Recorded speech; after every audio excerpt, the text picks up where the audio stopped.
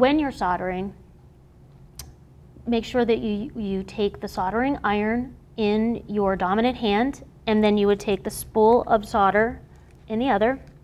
You want to use your helping hands to hold in place your wire or your wire and jack that you're soldering.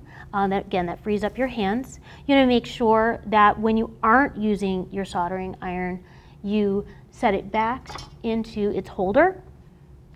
If there's a lot of solder on your iron, you want to make sure that you wipe it off using your wet sponge.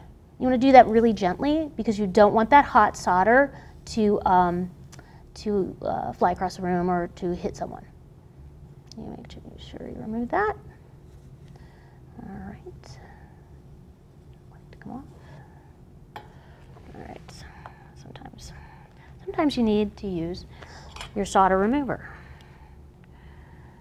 Give that up, and you pop it, put it right down on top of that hot solder, and remove it.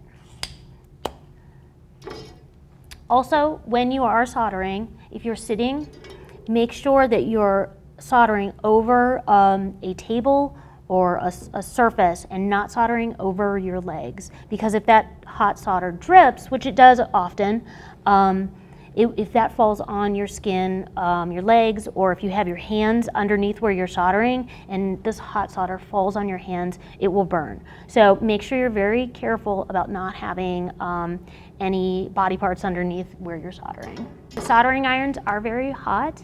You want to make sure that when you're not using it, you put it back in its holder. Also, be careful with the hot glue guns. They are very hot. You want to be very respectful of that. And just remember, when you are adapting these toys, children will be using them, so don't leave any sharp edges or chokeable pieces on the toy.